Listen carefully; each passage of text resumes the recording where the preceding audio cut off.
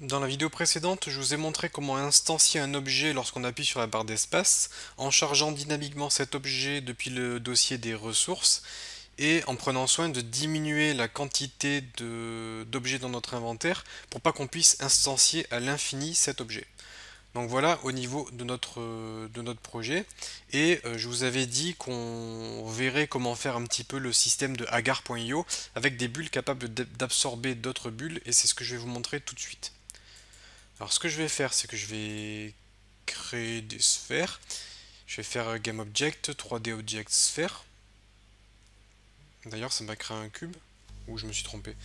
GameObject, 3D Object, Sphère. Voilà. Donc je vais créer des sphères ici. Donc on va dire que les sphères de notre taille, on peut les absorber.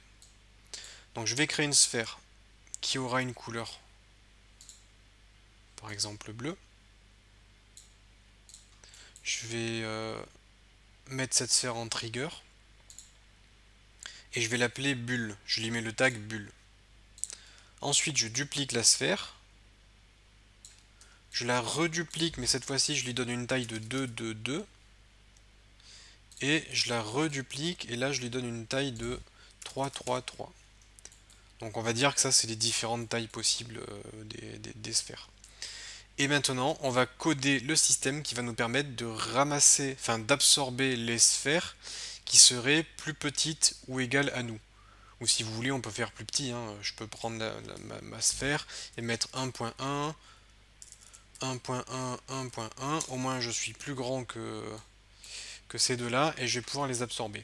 Bon, c'est parti. Je vais me mettre ici, je vais faire clic droit et je vais faire un onTriggerHunter. OnTriggerHunter, on l'a déjà vu, ça permet de détecter si on rentre en collision avec quelque chose. Donc ça, je vais aller plus vite, on l'a déjà vu, je vais faire une branche. Cette branche, je la mets là. Ici, je fais un compare tag pour comparer le tag. Et si le tag c'est bulle et que ça renvoie true, hop, on va pouvoir avancer dans notre programme. Donc si je rentre en collision, je vais faire une autre branche parce que j'ai plusieurs conditions à tester. Cette autre branche va tester que je suis bien plus gros que la bulle touchée. Plus gros ou égal d'ailleurs, hein. Donc c'est greater or equal. Greater or equal, c'est si on est plus gros ou égal. D'ailleurs, le vecteur A c'est moi-même, donc c'est un vecteur 3. Vecteur 3.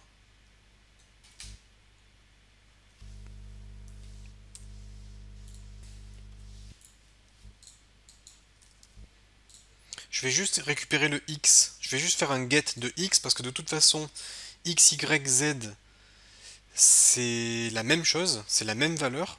Donc je vais faire un... juste récupérer la valeur x de transform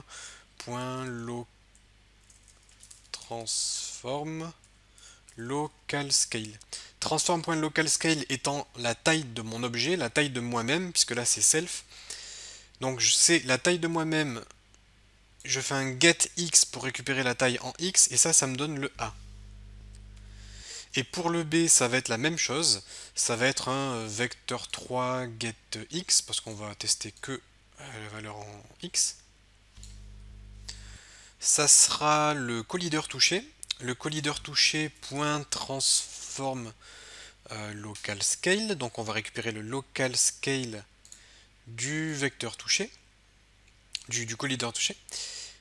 Ça, on va récupérer sa taille sur l'axe X. Ce qui fait que maintenant, on récupère bien notre taille à nous et la taille de l'objet avec lequel on est rentré en collision. Ce qui nous permet de faire la comparaison. Et si A est plus grand que B, ça veut dire si nous, notre personnage est plus grand que B, on peut aller dans la suite du programme et on va juste faire un destroy.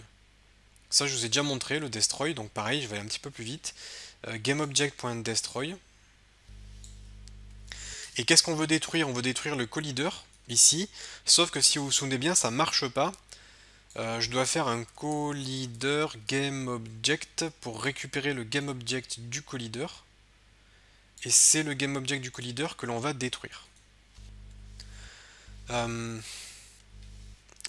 si on est dans le false ici, ça veut dire que c'est l'ennemi qui est plus grand que nous. Donc là, ça veut dire qu'on a perdu. On a perdu. Je vous laisserai mettre faire toutes les actions que vous voulez. Moi, je vais juste mettre un message perdu, mais je vous laisserai faire tout ce que vous voulez dans le false, à savoir détruire le joueur, relancer la partie ou peu importe. Moi, je vais juste m'occuper lorsqu'on absorbe notre ennemi. Et ce que je vais faire lorsqu'on absorbe notre ennemi, c'est un transform.localscale.set. Transform localscale.set permet de définir notre taille. Ça, je vais dire que c'est égal à multiply. Multiply, on va multiplier 2 vecteurs 3, donc je crois que je vous l'ai montré aussi il n'y a pas très longtemps ça. Et ce qu'on va faire, c'est qu'on va multiplier notre taille par 2, tout simplement. Donc je vais récupérer le transform local scale get. Je multiplie la valeur par 2, ce qui me donne la taille finale de mon objet. Et là, je pense qu'on est bon. On va tester. Je vais marquer absorber une bille ou une bulle plus petite que nous. Ok, on va vérifier ça. Je lance le jeu. Je descends pour essayer d'absorber celle-ci. Rien ne se passe, on est d'accord. Je touche celle-ci, hop, on l'absorbe. Je touche celle-ci, on l'absorbe. Par contre, il y a un problème, c'est que j'ai oublié de faire plein de trucs. J'ai oublié de faire plein de trucs. Je comprends pas, pourtant je l'ai fait.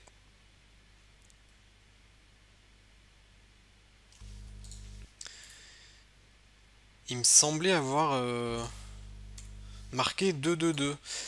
On va recommencer. Multiply attack.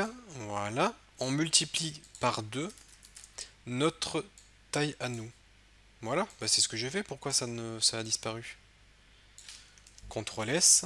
On va refaire la démonstration. Je lance le jeu. Donc la bulle du dessous, je ne peux pas l'absorber parce qu'elle est plus grande que moi. Voilà. Celle-ci, je peux l'absorber. Hop, je grossis.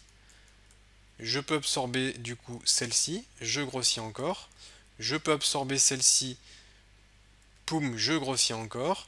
Et bon là, ça devient très difficile de contrôler la sphère, mais vous avez compris le principe. Maintenant, la gigantesque ici, poum, je peux l'absorber. Et là, j'ai une boule géante. Vous avez compris le principe. Donc, on a un système qui fonctionne. Au départ, je ne peux pas absorber les billes qui seraient plus grandes que moi, tout simplement. Et une fois que j'ai mangé des plus petites, je peux manger les plus grandes sans problème. Poum, poum. Donc vous avez vu comment mettre en place ce système un petit peu à la agar.io qui nous permet de pouvoir manger des petites bulles plus petites que nous. Donc voilà pour ce script.